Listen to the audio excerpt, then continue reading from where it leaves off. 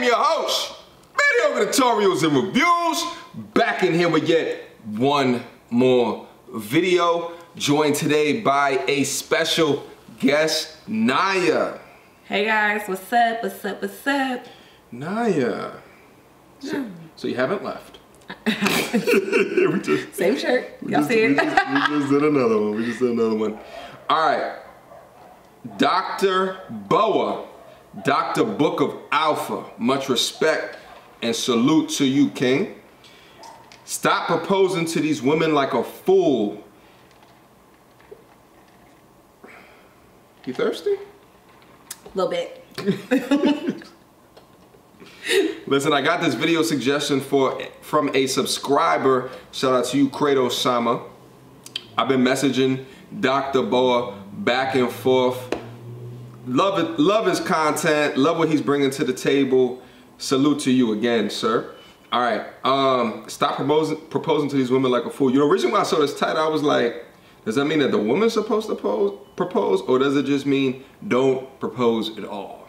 And then, you know, I'm thinking it's the latter of the two. Yeah, well, I don't know what it is.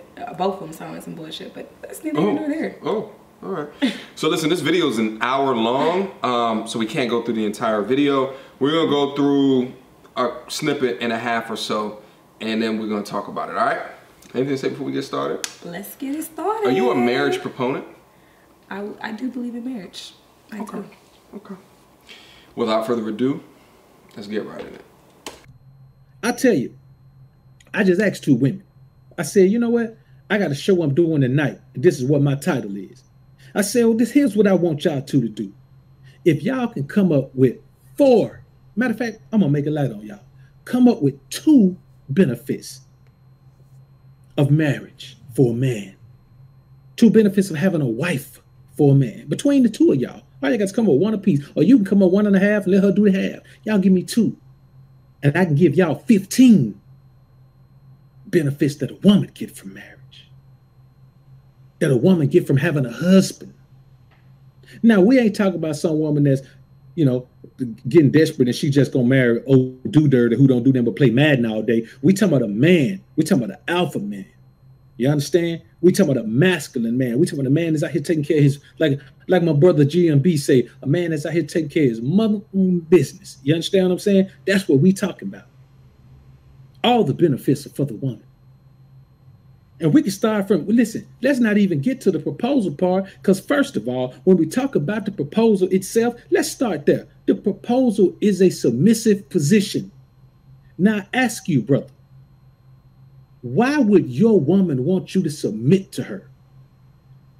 Because she's not thinking it through. She just know it makes her feel empowered. But what you have to understand, the only time you feel empowered is when somebody else feels powerless. Or somebody else puts themselves in a powerless position. So if you drop to one knee, that is worldwide known as a sign of reverence. It is a sign of submission. We kneel when we pray. We get on our knees when we pray. When we revere God, when we lower ourselves before the Most High, we get on our knees. It's a sign of reverence, the ultimate sign of reverence. And not only are you bowing on one knee, you're bearing gifts. So you're on one knee bearing the most expensive gift you ever bought anyone. Any man who's ever proposed has put the ring on his woman's finger. That is the most expensive gift he's ever given anyone, even his damn self. And a car is not a gift. A car is a necessity. Even if it's a little bucket you done whipped up, it's still a necessity. You got to have a car to go back and forth. I'm talking about a gift, man. Something that you bought with the express intent of giving as a gift. But that's not all. Not only do you bow down and submit and then come bearing gifts. See, this is the things you do to the queen or the king. This is how you go in. Not only do you do that, then you turn around and beg. Because you ain't asking, you begging this woman to allow you to take care of her, protect her, guide her, connect her to the Most High, give her the fairy tale ending, give her your last name, all of these things. There are many more things than that, but you're practically begging her to, and then you have the audacity to say that, can you make me will you do me the honor of allowing me to do all of these things for you? Will you? Whoa! Whose man's is this? Content king. Whose man's is this? What you mean? Whose man's is this? Wait a minute. What did he say in that was just so crazy? It just, I just want to know whose man's it is. You know who man's it is? This your man's? Because I got to figure out whose man's this is. So, yeah. Who Chile? What? This is ghetto, child. What? It's ghetto. Okay, let's start at the beginning. The first thing that he was saying is the benefits of marriage. Not the benefits as if you get married, you know, when you hit the wall and your requirements have dropped. Like, you're marrying at your prime, the best of the best. You got him. You got him locked down in a full-blooded, masculine dude about his purpose, about his service, right? Is a protector, is a provider. What benefit does that man have getting eloped? Just two. Eloped or getting married? Isn't that the same thing? I mean, kinda. I guess, yeah. Probably so. Yeah. So of the two, like from your perspective, a benefit discussion. I think one of the main benefits of marriage is just partnership, but at a different level. Like, there's a certain level of partnership that comes at every level, whether it be friendship, family, relationship, marriage. It's certain things that as a wife, I'm invested in your success. So like, you being successful, your success, that's part of us as a, because we're now one, we're a unit now. So I'm invested in the things that you do, the things that you go forth and give to our family, the things that you do that are only solely for you, because there are certain things that you'll do for you. I don't believe that everything that you do in a marriage is for the unit per se, but certain things, like I might encourage you, like if you have something that you want to learn, if you want to learn piano, that's a very low level something, but if you want to learn how to do that, I might encourage you that that's for you. You know, so there's things that you do for you, there's things you do for us. I think that's just the partnership of someone who's invested in you and in your success. Because as your friend, I mean, this is gonna sound kind of harsh, but I don't care, you know, because what you do doesn't affect me. Like, I don't have to deal with the repercussions of your decisions the way that I do as your wife. Can I, you want to go on to another point, or can I talk about that point real quick? You can speak to this point. Because I don't want to interrupt your flow, because I know you're flow-based. Okay? It's fine. All right? Go ahead. Is your encouragement worth half my bank account? Is it, am I getting half your bank account? That might not be our system. If I'm the breadwinner, right? Like, you know, and you won somebody who's about his purpose, where you know he's financially literate. You know, he's not focusing buying Jordans, but he's focusing building assets. You know, has an understanding of what debt is and why it's the bane of the black community in our society, right? Is strong and walking well with his pursuit religiously, if that's what you came into that relationship for, right? Like, you think about all of these things that encapsulate a man, right, being a true leader. Most likely, he has ascertained enough knowledge to be financially secure. It kind of goes hand in hand with all of those things, especially in America, because this is land of the free. This is land of the, you're not locked into a caste system like it is in India. You can take your intellect, you can take your mindset, and you can build off of that as long as you work hard in it, right?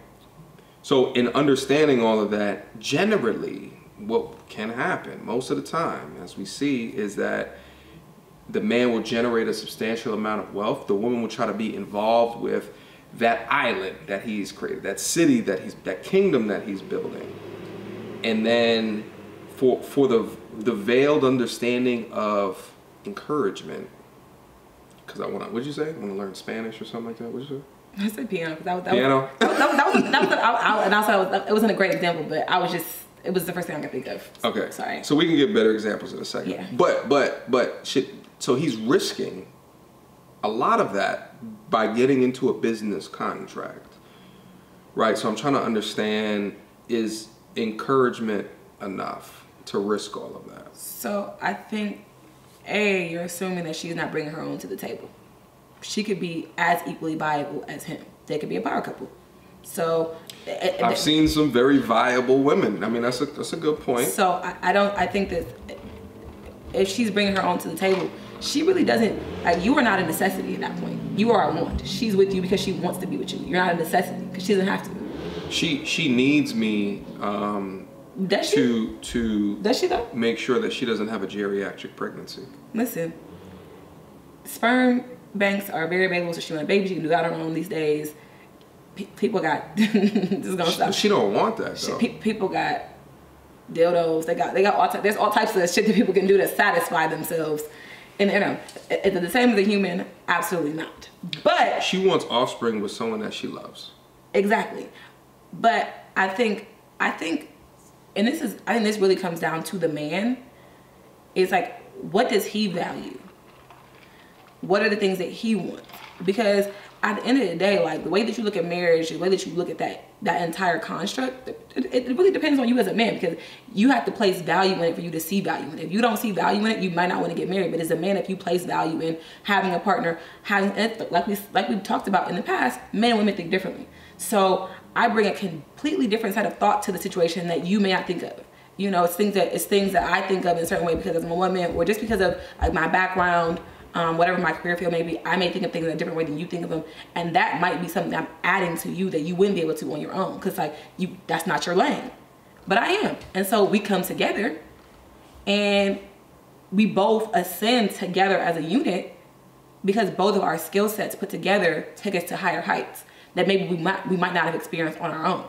So I think the way that you value on what someone gets out of a situation, and I don't even think you should go into marriage trying to get something out of it per se. I think marriage is a choice. It's something that you do. You are going to get things out of it, but I think if you go into a situation thinking like, what am I going to get out of this situation? You might not be entering marriage for the right reasons. It's like, oh, I'm entering this for this and this alone. I'm like, for example, you could be, she's stable, you're stable. You should always have a reason for signing on the dotted line. I'm not saying you shouldn't have a reason for signing on the dotted line, but I'm just saying if you're going to purely on a, like, what can I get out of this situation? Like, there's a reason, but the reason doesn't have to be a selfish reason. Like, I'm going to this because I can't survive on my own. I'm not going to get into it because I'm not attaining value out of it. Ever. I would never tie myself to someone when there's not established value. Well, I'm not saying that they're not establishing value, and I guess maybe I'm being unclear on what I'm saying. I do think there should be a reason for why you're entering into this partnership, but I don't think it should be like, I'm only doing this for X, if that makes sense. And I don't know if that's clear. I don't know if that's helping to clarify. But I think marriage is more selfless than it is anything else, and it's a lot of hard work. So I feel like if you're going into it with purely selfish motives, you might shouldn't be getting married. I don't think there's an intention on being selfish. What I'm saying is that there's an intention on what's the value. It's if I'm doing this contract in front of the government, in front of lawyers, whatever it is. What is the benefit to me? The benefit is I got someone that can help encourage me. I was encouraged before I met you. True. And in fact, I had more time in my meaning in life before I met you. Right? I don't know though. I feel like most people, if you're getting married, the person usually enhances you in a way that you're not doing yourself. There's a usually component there that I think, if you meet the unicorn, I get it, but that's not usually. That's not the usually. And in fact, I don't know if you know this, but the U.S. Census Bureau data, 50% of marriages end in divorce. That's correct. And what's also correct in that is that of the 50% that's still married, what percentage of that is actually happy? So, but I don't know if the rate of divorce is a lack of happiness or a lack of willing to put in the work to make a marriage work. I think sometimes we could be very we could be very popcorny as far as like, if this doesn't go the way I want to go, I'm out. Like, you know, it does. It's not always. Which is why I think that this is an underthought situation. Too many people, both men and women, they look at the movies and listen to the music videos, you know what I mean? And they want a picturesque version of something. And I think like what my man, Dr. BoA, is like talking about and just giving a different perspective on is, don't believe the fairy tale, don't believe the fluff, don't believe Disney. This is one of the most difficult yet important decisions that you would ever make into your life. So within that, you have to establish identifiable value. Because if not, why are you submitting yourself by getting on one knee and asking someone else to tie your name in a contract with somebody where there's no value for you? I agree that it is a difficult decision. It's a difficult decision. It's a lot more work than it is than people want to admit to. Mm-hmm. I think sometimes people go into marriage sometimes, and I'm not married, so this is just speaking from someone who hasn't been married's thoughts. So I just want to clarify that, because like, you know, my thoughts on marriage are completely different because I'm not married, so I haven't had that experience for myself. But I do think that sometimes people go into marriage thinking like, oh, you know, now that we're married, maybe things will get better. And yeah. I can tell you from the conversations I've had with other married couples, whatever you don't deal with prior to your marriage is only exacerbated once you're finally married. True. So you have to deal with the issue and the things that are stumbling points in the relationship. Because it's not signing on dotted line and getting in a pretty dress and a tux and a beautiful show with your friends and family isn't going to change our situation. So I think it's important to note that, but I don't think that his characterization of now you're begging someone to do X, Y, and Z for you. Marriage is a choice. So if you getting down on one knee, that's because you chose to. I didn't beg you to get down on one knee. You did it on your own accord. If you choose not to get down on one knee, or if I give you an ultimatum and that's not what you want, you're able to walk away. That's always an option. I'm not disagreeing with you that it's not an option. I think that, you know, a lot of this type of content, it talks about, you know, red pill, being able to get outside of the matrix, and a part of getting outside the matrix is not feeding into the way that media constructed life for you to live it. So if a person is doing marriage without full understanding of what it is that they're getting their lives wrapped into, is probably doing it with somebody who expects the minimum requirements of proposal in order to get into marriage. Fact of the matter is like, you know, I've said this similar type of analogy in a bunch of different ways on this channel before. If you went race car driving and I told you, hey, listen, Naya, this track that we're about to go race car driving on, 50% of the people that step into this race car die. What would you say to me? Would you want to go race car driving? Maybe. Because I'm feeling that day. 50%. To make a point, I guess my thing is this: I cannot compare my situation to everybody else's situation, because at the end of the day, how their stuff ended up is not how my stuff might end up. And so when you start, we all think that, but because that's a fact.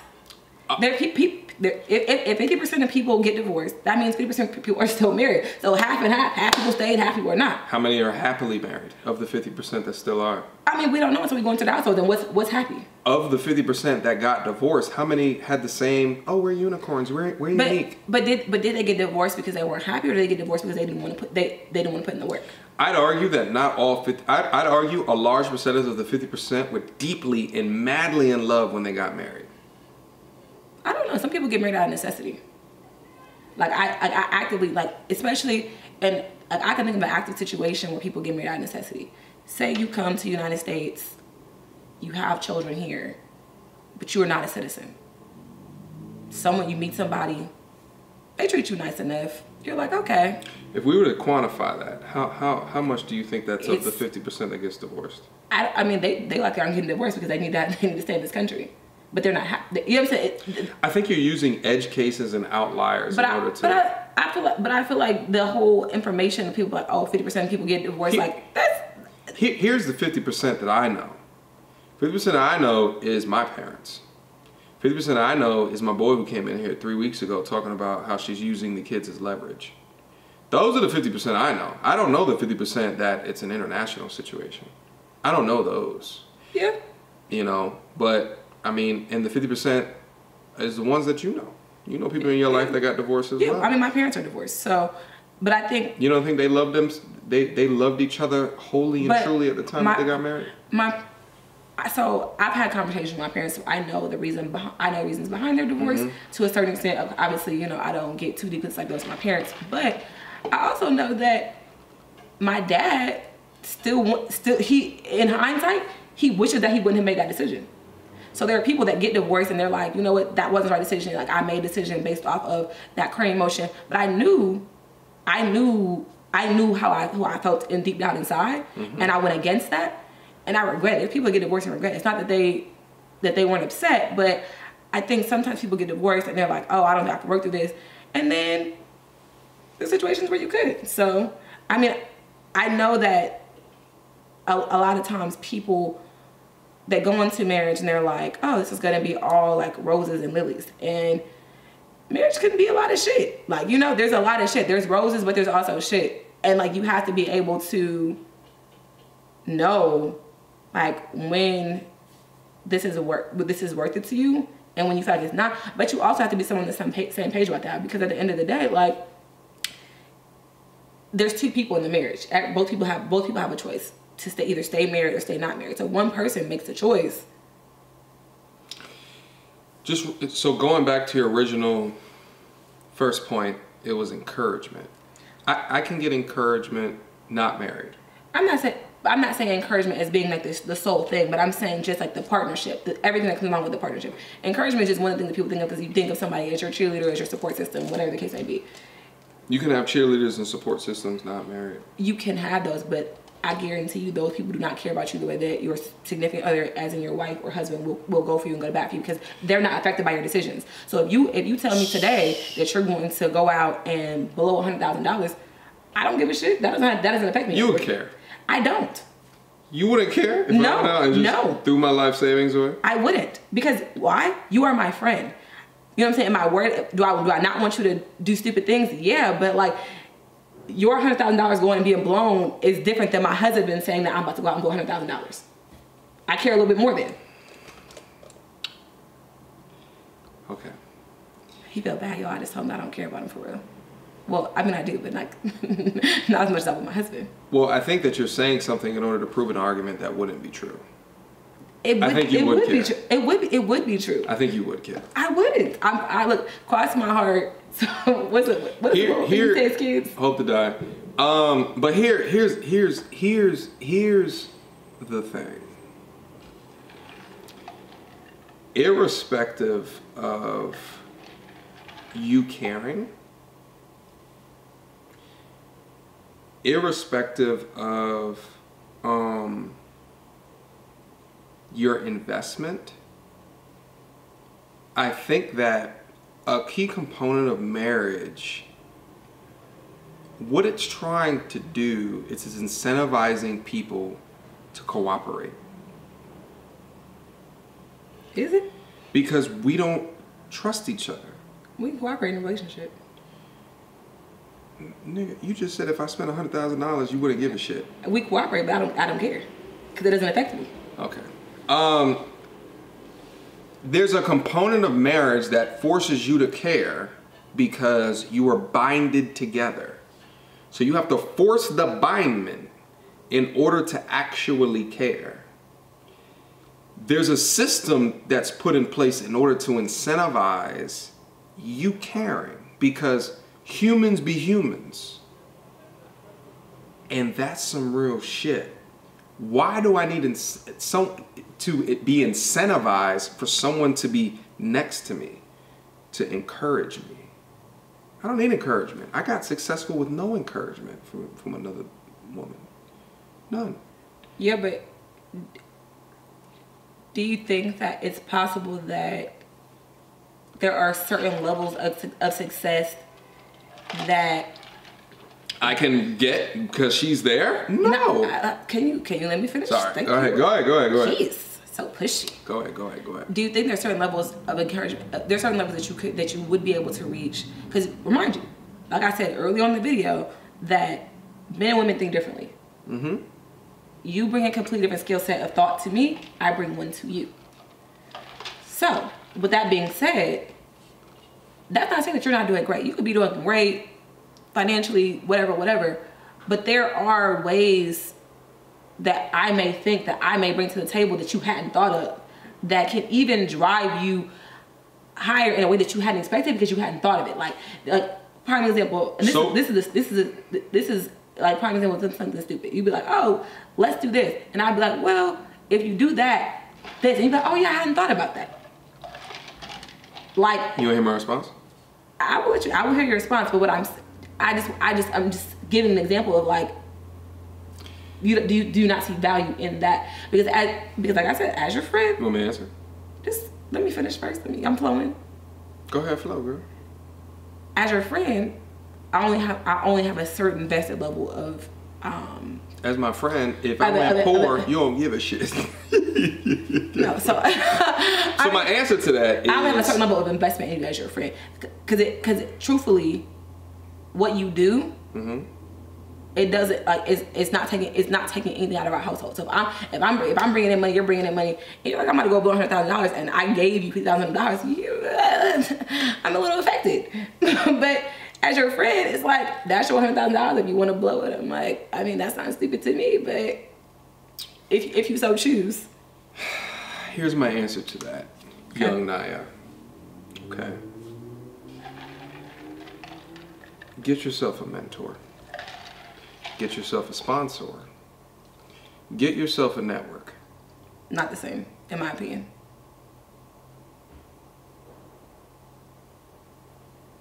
Get yourself a therapist. There's a laundry list of resources that can be utilized in order to help enhance your scope, right? It can help enhance your view.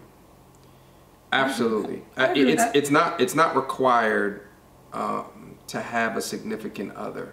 Here's the thing: if you have a significant other that is just smart, and I've dealt with women like this. I mean, I've had women in my life can not even be in the industry that I am, but you can say 3 sentences to them, and they just have an understanding because they're just smart as shit. Just super smart, and they can have an understanding of kind of what's going on and tease out different components that may have not been noticeable to you. Mm-hmm. And I've experienced that from like the real smart ones that I messed with in my life. And there was definite benefit of in the current moment, 7 o'clock at night, someone's next to me, da-da-da-da-da. But I received that benefit not married. I mean, I think marriage also is a choice. Like, some people are okay with being in a long-term committed relationship. They don't want to get married.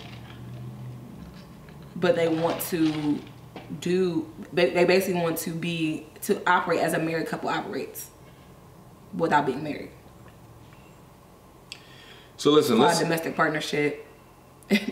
People, specifically black people, actually do this a lot. They be in long-term relationships. They've been together 12 years, and then they decide to get married in the 12th year. Technically, the state's already going to recognize you as a domestic partnership. Okay, lawyer. You're welcome. All right, listen. Let's wrap up the video because we're coming over to the 30-minute mark. I'm trying to keep my videos in 30 minutes now. I don't know if I told you that. No, I good. Dr. BoA, Content King, I see you. I see you. Please excuse Naya, okay? I don't need no I'm excusing. apologize for her. All right? I don't need no excusing. I'm good. Apologize for. Anyway, Naya, I appreciate your perspective. I feel like, you know, what's funny is you get, when you ask questions like this, you get different ranges of answers irrespective of the lifestyle that person lives, right? Like, you ask this marriage question to a married person, you ask it to an engaged person, you ask it to a divorced person, you ask it to a widow, you know, and you get a range of different responses. And although you are not married, I appreciate your articulation of value and benefits. Okay? Even though we only hit on one. Yeah, we weren't able to get You want to hit others? I mean, we stayed at 30 minutes. I mean, I could, but you know, we're sticking to 30 minutes, so I'm going to honor your time. She has no others. Lies. Lies. We've had this conversation before off of this YouTube, so he already know what it is. Period. What? Questions, comments, concerns. Y'all already know what to do. Mediocre tutorials and reviews at gmail.com. Dr. BoA, let's collab. All right? Anything to say before we go? No, today was a good day. Today was a good day. All right. Until next time, YouTube. Excuse me.